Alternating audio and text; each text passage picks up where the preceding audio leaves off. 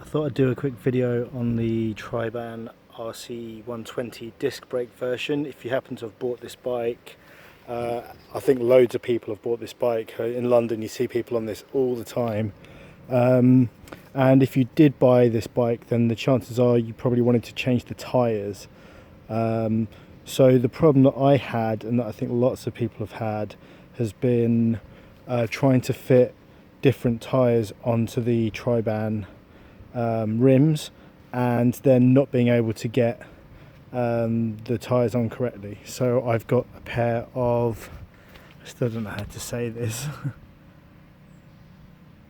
Schwalbe Marathon Plus tyres. I wanted to get 35mm tyres, or 3.5, 35mm tyres, just because I don't like my tyres super thin, and I just love the reliability. Like when you put these on, you can just forget about punctures.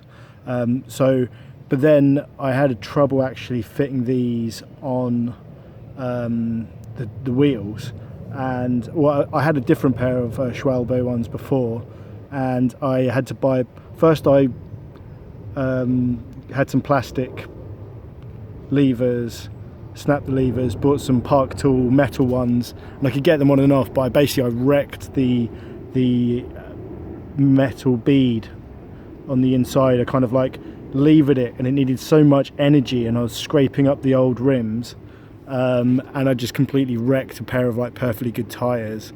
So then I kind of thought, right, it has to be the rims. So if you're in that situation and you want a good all-rounder, but you want some better tyres, some wider tyres, you can't fit them on the current rims.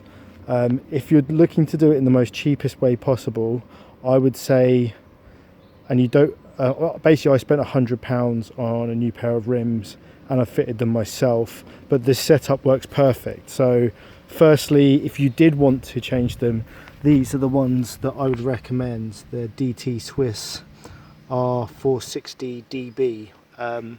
The guy at an online shop recommended them, and he said that it was the width of the rims that was the reason why my other ones weren't working. And when I first bought these, and I compared them to the old rims, and you can't even notice a difference. Like, it must be so small that you just can't notice it. But whatever it is, that small difference makes a massive difference. So I watched a bunch of Park Tool videos on how to true a wheel, and just I really recommend watching those videos. You don't need to get a wheel truing system, but just using a cable tie, and you can basically like attach a cable tie to either here or to well, actually I didn't use it on the front, but it was really important on the back, and basically you can use a cable tie to like line it up with the wheel. And anyway, so basically fitting it was fine.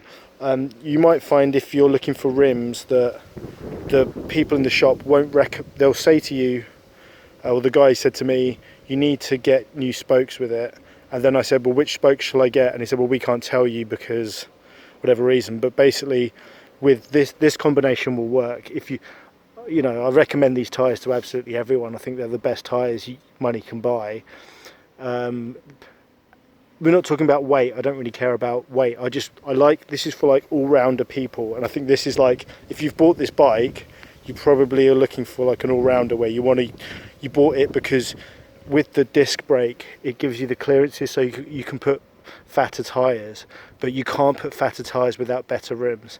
Anyway, where was I? So yeah, the spokes, the original spokes from the Triban work fine with these rims. So I think the cycle market's a bit of a scam, because you know, I think it could be easier to explain what goes with what, but I think people just prefer to keep it a little bit specialist, so that you buy parts and they don't fit, and you go to specialists to get the right parts. Like, it's a bit of a nightmare, but I think it's kind of designed that way a little bit. Anyway, so aside from the rims that match the tyres, I've also got a pannier rack on the back. This is like a Topeak. I'll put the actual one in the description. It's a bit of overkill, but if you just buy a normal pannier rack, you might find that when you go to fit it on, it won't fit onto the frame properly. So you need one that's disc brake friendly. One disadvantage of this is it's quite rugged in construction. Like, I want something that is durable so I can put panniers on it, but you know, this is like if you want to tour around the world kind of pannier, so it's a bit of overkill. Maybe you can do something where you could buy a less rugged one and have a special tube or a special bolt, but whatever, man, this setup works for me. And the good thing about this pannier rack is that you can also slide in a this is a kryptonite mini keeper disc D-lock. Like, whenever I go cycling, I always take a lock with me, because you never know when you might need to leave your bike for whatever reason. So yeah, that's like essential. Another little feature for adding on a light to the back, it wouldn't really fit, so I've cable tied on a champagne cork around this thing at the back, so you can stick a normal light on it. What else? I got a cheapo shorter stem just because I thought it made the ride more comfortable. Also with the pedals, the original pedals are plastic, and if you ever like take all your weight, if you like dismount your bike and you just put all your weight, both feet, on one pedal and it's plastic, you'll probably snap it, which is like the worst thing in the world if you're well, you know, having a broken pedals like is game over if you're doing a long distance. And I just got these really simple clips off Amazon for like £9. But yeah, so the setup is really good for a good all-rounder. Oh, and obviously the high-vis tape, I'm actually doing a night cycle on it, so if you've got a dark bike, it can be good to have just like extra visibility, because I don't know, riding in the dark, it's better to be safe than sorry.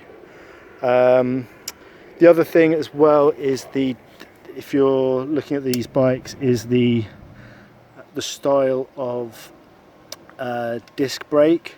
With these ones, to get them off and on is a bit of a nightmare, because this is like a back plate and you can like you can unscrew it, but you can't get these out without changing the back plate, so you kind of mess with the settings. I've got other disc brakes and you can just literally, you could change it in 30 seconds. These ones, it will take you about 20 minutes of fiddling to get the new discs back in, so it can be a right pain.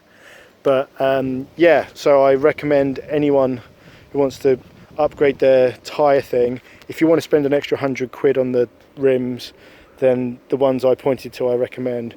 If you didn't and you're looking at changing your tyres, just make sure that the tyres are compatible with the dimensions of the rim before you buy them, because even if the size is like the 700 by